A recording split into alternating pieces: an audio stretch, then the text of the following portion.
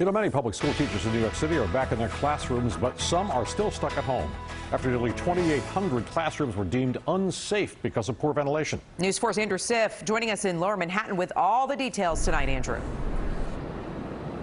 Hi, Natalie, Chuck. Yeah, about 60,000 teachers did go back to schools today wearing face coverings and taking as many protective measures as possible. But in buildings like the one behind me, they did not go back. That's because this high school, the one next to it as well, one of 10 buildings cited by the city with significant ventilation problems. And now they have 2 weeks to get those fixed before students are scheduled to go back.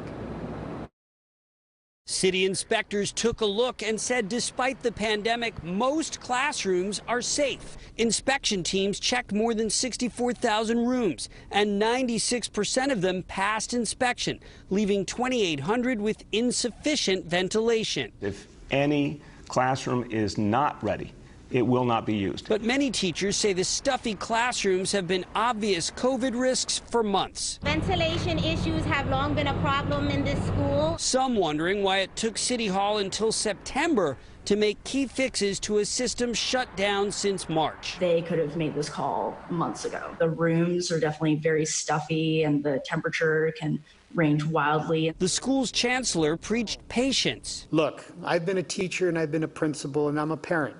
We're leaving no stone unturned to protect our students and our educators and our families. And the head of the teachers union, who called off a strike when the city promised to mandate COVID testing, tried to reassure his members today. There is not just one entity making decisions anymore. Everyone is looking at all of the information together and then making the correct decisions. The decisions are based on science and doctors, not elected officials. Parents have been carefully weighing their decision for months. I'm hoping for the best because my daughter, they get tired of just doing remote learning. They want to go back to school with their friends. But Governor Cuomo today delivered yet another reminder. If he doesn't like the way things look in city schools, they may not be open for long. We see a cluster in the school, we're going to come in, override everything.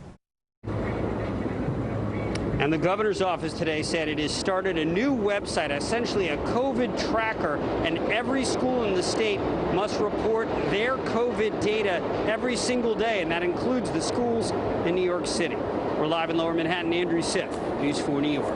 All right, Andrew, thanks for the latest there. And while more than 200,000 students are back in class on Long Island, end of summer parties have forced one school district to switch to remote learning. Let's get out to News 4's Greg Sergel joining us in Carl Place. Greg, what happened there? Well, Natalie, that setback here in Carl Place announced that the school will not be starting tomorrow as originally planned. The announcement coming as students in a number of Long Island districts took a major step forward today. COVID will again keep students away from schools here in Carl Place, and that disappointment hit teacher Jessica Racanelli just as she was preparing to welcome her new first graders. We go into teaching because we love our children, and we were excited to get back to our new normal. So we're just taking it day by day. Racanelli and the other Carl Place teachers will begin the new year teaching online. Wednesday's scheduled start of in-person classes has been postponed indefinitely. The Nassau Health Department reports at least 21 students in this district have tested positive for the virus. And in a letter, the Carl Place superintendent said many of those positive cases appear to be related to attendance at end-of-summer parties. You know, kids are kids, and that's what they do. At this local park, a group of Carl Place residents called it all sad. Students, they say, need to be in class. And they may have screwed it up now because they had a party. Not putting kids in school is causing psychological harm to the kids. This doctor and father of a 5-year-old special needs student believes his son would be safe in school. That theory's ultimate test began in Plainview and dozens of other Long Island school districts today. All the way down. Students arrived for the first day of class at school in 6 months. They sported masks and were instructed to practice social distancing. All as parents like Diane Babich questioned their decision to choose in-person over remote learning. From all the communications from the school and the district, we just felt it was the right decision. We'll see.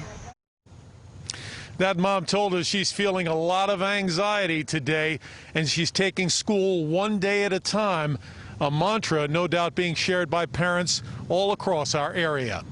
We're in Carl Place. Greg Sergel, News 4 New York. Indeed, a lot of anxiety. Thank you, Greg. New Jersey public schools began reopening today with in-person, virtual, and hybrid options. We saw kids equipped with backpacks and face masks as they entered Packanack Elementary for the first time this school year. This particular school has split classes into two cohorts. Half the students appear in person on Monday and Tuesday, while the other half gets the same instruction remotely. Those two cohorts switch for Thursday and Friday. On Wednesdays, everybody stays home while the school gets a deep cleaning. Well, school did not start as planned in Hartford, Connecticut. School administrators postponed classes after a ransomware attack overnight caused an outage in critical systems. The superintendent says the city was able to restore student information systems, but it could not restore a system that communicates transportation routes to the district's bus company. It's unclear when the new first day of school will be. The city is working to get to the bottom of that ransomware attack.